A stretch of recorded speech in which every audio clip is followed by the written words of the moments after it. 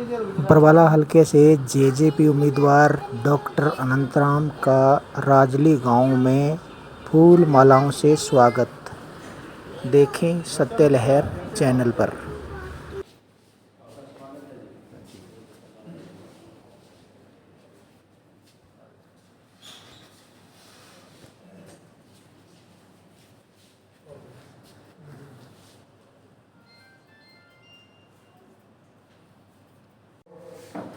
आपके बीच में विराजमान है बरवाला विधानसभा क्षेत्र से जननायक जनता पार्टी के प्रत्याशी डॉक्टर अनंतराम बरवाला जी। उनके साथ में है हमारी साहब एसोसिएशन के प्रधान और विक्रम सिंह एडवोकेट जी, भाई जय सिंह राजनी जी, भाई सबसे भारी तमाम राजनी गांव की मेरे साथियों, जैसा कि आपको मालूम है कि विधानसभा के चुनाव होने को जा रहे हैं और आपने बरवाला से अपने विधायक को चुनना है, लेकिन आपने इस बात पर विचार करना होगा कि आपका विधायक कैसा है। हमारा तो आपका जो प्रत्याशी है वो आपका जाने पहचाना चेहरा है डॉक्टर अनंतराम जी, जो निरंतर दीन दुखी की सेवा में हाजिर रहते हैं। साथियों, लगातार आप लोगों के बीच में रहने वाले डॉक्टर अनंतराम से बढ़िया कोई भी प्रत्याशी आप बरवाला विधानसभा के अंदर नहीं है, तो आप इनको ज़्यादा से ज़्यादा मतों से विजयी बनाए और कार्यक्रम को आगे बढ़ाते हुए मैं अनुरोध करना चाहूँगा आपके अपने प्रिय महबूब नेता हमारे प्रत्याशी डॉक्टर अनंतराम जी आए और अपने मुखाबिन से हम सब ग्रामवासियों को अपना लाभ प्यार स्नेह प्रदान करें, वोट की अपील करें। डॉक्टर अनंतराम जी जोरदार तालियों से स्वागत।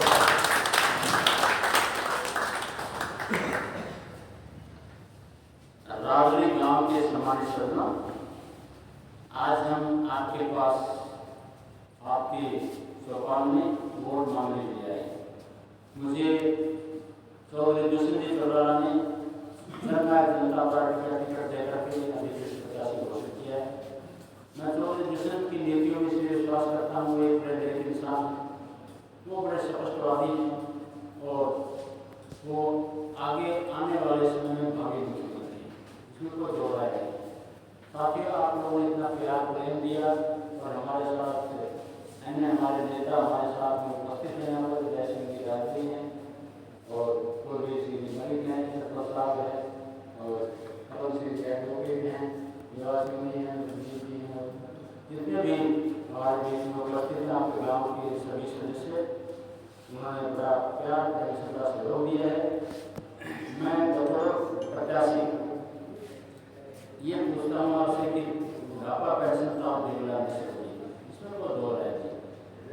योजनाएं मनरेगा चाहे एक योजना हो, सब योजना हो, चौधरी देवलाल चौधरी देवलाल ऐसे एक मसीहा थे जिन्होंने गरीबों, किसानों, मजदूर पालने के लिए अथक प्रयास किया उनको उत्थान के लिए। और आज मैं बतौर प्रत्याशी आपके बीच में वायदा करता हूँ कि जब मैं MLA होऊंगा, जो भी योजनाएं सरकार की हों, कोई भी ग्रांट जो मिलेगी वो वापस नहीं जाएगी, पूरी की पूरी ग्रांट आपके गाँव में व्यय की जाएगी।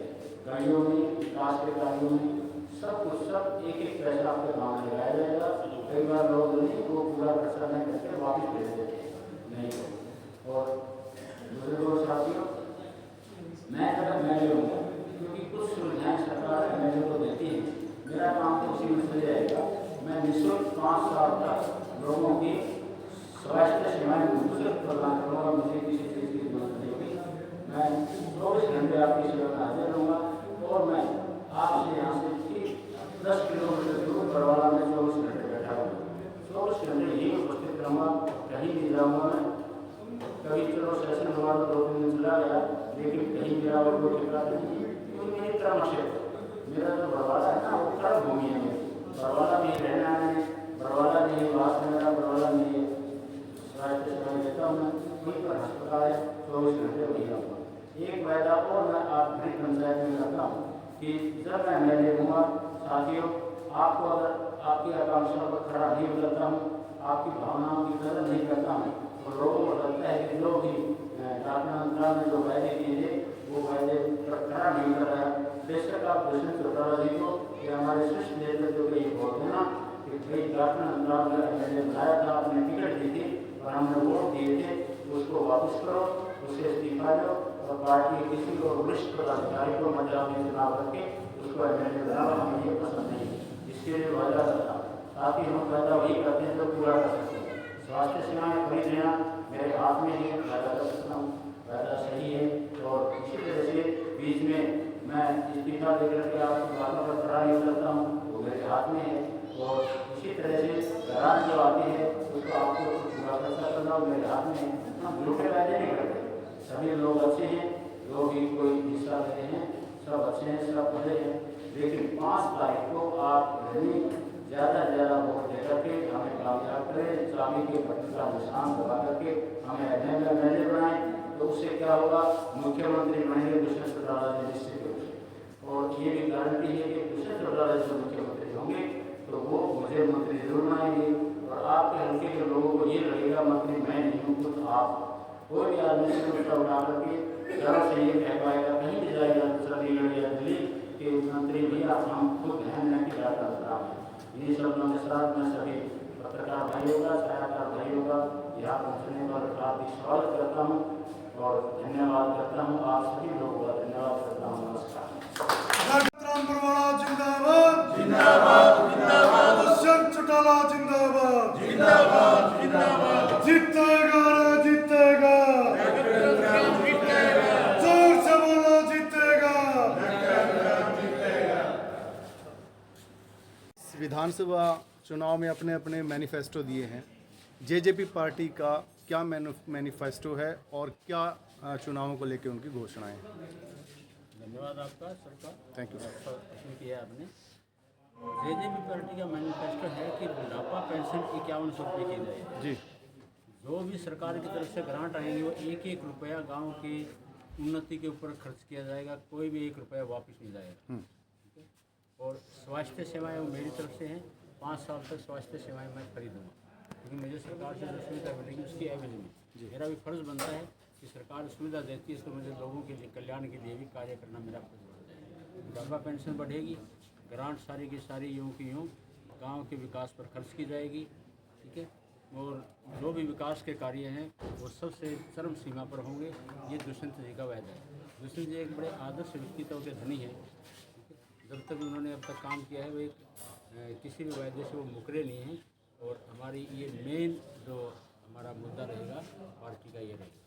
डॉक्टर साहब, जैसे सभी पार्टियां बड़े बड़े होर्डिंग लगा रहे हैं, बड़े बड़े ये बॉक्स लेके चल रहे हैं, बड़े बड़े डेक और ये अपने स्पीकर लेके चल रहे हैं, आप इतना सादा समारोह में और सादा प्रोग्राम कर रहे हैं, इसका कारण क्या है? मैं नहीं चाहता कि लोगों को खाम खर्चा करवाया जाए इलेक्शन में बिना मतलब। वर्कर्स का या कार्यकर्ताओं का बिना मतलब का खर्चा करवाया जाए, वो सारी वेस्टेज है। मैं चाहता हूँ आदर्श चुनाव, जैसे दूसरे देशों में होता है चुनाव, जापान में, अमेरिका में, कि मैं कई महीने वहाँ जापान में भी रहा, अमेरिका में भी, बड़े आदर्श चुनाव होते हैं। लोग व्यक्तित्व को देख करके वोट देते हैं, ये दिखावे से नहीं करते। दिखावा कर दिया, लोगों को इकट्ठा कर लिया बिना मतलब। लोगों का समय भी बर्बाद होता है, उनकी दिहाड़ी है, मजदूरी है, कुछ भी है, उनका समय तो बर्बाद होता है, साथ में उनका पैसा भी बर्बाद होता है। क्योंकि लोकतंत्र का ये होता है लोगों की मर्ज़ी, जो वोट देना चाहे उसकी मर्ज़ी है। ज़बरदस्ती किसी को, वो ज़माने गए साम दाम दंड भेद वाले, अब वो ज़माने चले गए। अब तो इंटरनेट मीडिया का, आप जैसे इतने एडवांस पत्रकारिता का ज़माना आ गया। अगर मुझे अच्छा समझते हैं लोग, मुझे वोट दे देंगे। मेरी अब तक की जो कार्य प्रणाली है उसको अगर देख करके मुझे वोट दे देंगे।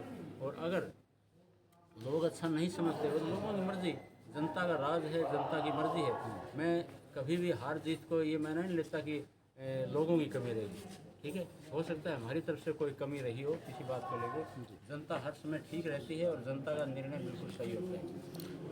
डॉक्टर साहब, विधायक बनने के पश्चात बरवाला हल्का की किन मुख्य समस्याओं को सर्वप्रथम आप उठाएंगे? सबसे पहले बरवाला हल्के की जो समस्याएं, एक तो है सीवरेज की व्यवस्था।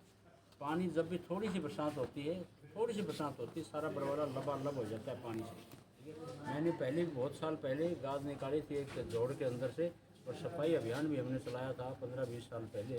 तो मेरा सबसे पहला मुद्दा रहेगा कि जो बेचारे दुकानदार हैं, कि जो कर्मचारी हैं या बेचारे दुकानदार काम करते हैं अपनी दुकानों के सामने, थोड़ा सा बरसात होती है वो 15-20 दिन पानी से खड़ा रहता है, उनके काम धंधे पर प्रतिकूल प्रभाव पड़ता है, वो काम धंधा नहीं कर पाते, सारा लबालब पानी बढ़ जाए। सबसे प्राथमिक मेरी व्यवस्था वो रहेगी सभी व्यापारियों के लिए और सभी किसानों के लिए। जो बुढ़ापा पेंशन है वो तो बढ़ेगी, 5100 रुपये हो जाएगी। सभी लोगों के स्वास्थ्य सेवा मेरा सबसे पहला प्राथमिकता रहेगी, स्वास्थ्य सेवाएं फ्री होनी चाहिए, बिल्कुल फ्री, और शिक्षा की भी फ्री होनी चाहिए, वो हम सरकार की तरफ से जी। पिछली बार विधानसभा में चाबी का अहम योगदान रहा था, अगर अब की बार भी ऐसी स्थितियां बनी तो चाबी क्या अब भी ऐसा योगदान निभाएगी, भाजपा को अपना समर्थन देगी? नहीं, वो दुष्यंत जी का निर्णय है, वो जनता कहेगी हम वही करेंगे। ये पक्का निश्चय है कि चाबी का जब सफल हो जाएंगे तो दुष्यंत जी किंग होंगे, किंग मेकर और किंग मेकर और किंग, इस दो में से एक होंगे वो। तो जो जनता कहेगी उनको वही चलेगा, ये नहीं कि अपनी मनमर्जी से चलेंगे। वो दुष्यंत जी का एक निर्णय है कि वे जो जनता चाहेगी हम वही करेंगे, और जब हम खुद किंग होंगे तो पूछने की ज़रूरत नहीं पड़ेगी किसी को। अगर हमारा सपोज समर्थन लेना पड़ गया किसी ने, तो पहले हम जनता से पूछा जाएगा कि बोलो जी आप किसको चाहते हो, किसके लिए चाहते हो। हम जनता के निर्णय के विरुद्ध या उनके खिलाफ कोई कदम नहीं उठाएंगे। डॉक्टर साहब, लगभग 45 वर्षों से आप समाज के और जनता के बीच में, एक डॉक्टर के रूप में, एक समाज सेवी के रूप में, तो आपको जो ये वोट मिलेंगे, ये एक डॉक्टर को वोट मिलेंगे या एक समाज सेवी को? ये समाज सेवी के तौर पर। डॉक्टर तो देखो एक चिकित्सा व्यवसाय है, इसमें कई बार लोग जो है नहीं कई बातें होती हैं। मैं प्राइवेट प्रैक्टिशनर हूँ, निजी व्यवसाय है मेरा जी, वो सभी करते हैं, सभी डॉक्टर अपना चिकित्सा व्यवसाय करते हैं, वो तो मेरा अपना निर्णय है। लेकिन जो चिकित्सा व्यवसाय बरवाड़ा में लोगों के आशीर्वाद से, लोगों के प्यार प्रेम सहयोग से जो मैंने दिया है, वो उत्तरी भारत में एक नंबर का है। लोगों ने मुझे इतना प्यार प्रेम दिया है कि मैं यहाँ कैथ लैब तक अपने अस्पताल के अंदर है, जो सुविधाएं कहीं होती नहीं थी वो सुविधाएं बरवाड़ा में हमने उपलब्ध करा दी लोगों के प्यार प्रेम और सहयोग से। उन्होंने विश्वास जताया मेरे अंदर, इसलिए मैं चाहता हूँ राजनीति के क्षेत्र में भी एक बरवाड़ा का ये नाम रहे कि बरवाड़ा का, राजली का, पंगाल का, चाहे बरवाड़ा का ये नाम रहे कि हम बुलंदियों को छू गए राजनीति में। बरवाड़ा हल्का के लोगों के लिए अपील। बरवाड़ा हल्का के लोगों से मेरी अपील है कि 5 तारीख को चाबी का बटन दबा करके मुझे कामयाब करें, ताकि दुष्यंत जी मुख्यमंत्री बने और मैं मंत्री बनूं। Thank you. पहले भी यही बात थी कि मेरे को मंत्री बनाने के लिए आश्वासन दिया था OP जिंदल ने कि भाई मंत्री हम गारंटी से बनाएंगे अगर जिताओगे तो। लेकिन कोई सहयोग की बात होती है, जनता का अपना निर्णय होता है, वो हमें स्वीकार्य है। जनता का निर्णय हमारे लिए सिर माथे पर। थैंक यू डॉक्टर साहब।